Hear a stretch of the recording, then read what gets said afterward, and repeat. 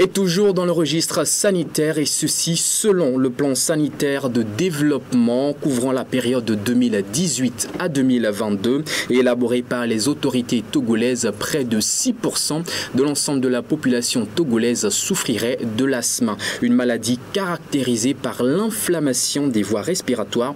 Le sujet a fait l'objet d'un reportage avec l'avis d'un spécialiste. Voici le compte rendu signé Gloire Lodonou à travers la voix de Jessica Rallo.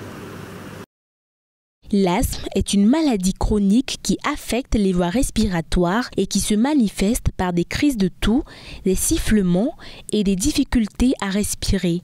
Au Togo, environ 500 000 personnes sont atteintes de cette maladie, soit près de 6% de la population. Sous ces différentes formes, les facteurs prédisposants à l'asthme sont multiples. On note différentes formes d'asthme. Il y a l'asthme dans sa forme typique que tout le monde connaît, qui commence depuis l'enfance, et l'asthme induit par l'effort qu'on rencontre chez les sportifs. Il faut dire que l'asthme présente deux composantes, une composante génétique et une composante environnementale. Parlant de la composante génétique, il faut dire que des études ont démontré qu'un enfant a un risque de 10% de développer l'asthme si aucun des parents a l'asthme. Le risque est de 25% si l'un des parents a l'asthme et le risque est de plus de 50% si les deux parents ont l'asthme. Quant à la composante environnementale, ce sont des facteurs environnementaux, notamment les infections virales, les allergies respiratoires et des irritants des voies aériennes, notamment l'exposition au tabac par exemple.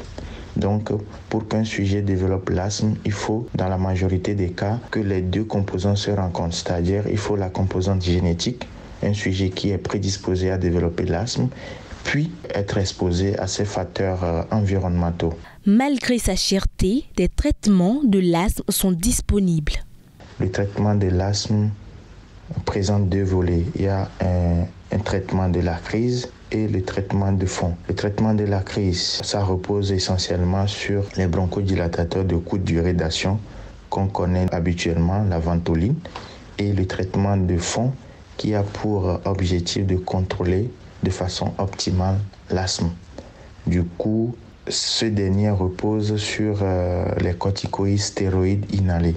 Ce sont les spécialistes, les pneumologues, qui ont l'habilité de manipuler ces produits et savent comment l'introduire, comment régler, parce que on cherche une dose minimale pour un effet optimal. Du coup, ce sont les pneumologues qui savent comment suivre un patient asthmatique et savent comment initier le traitement, comment suivre, comment augmenter la dose ou comment diminuer la dose en fonction du résultat qu'il a.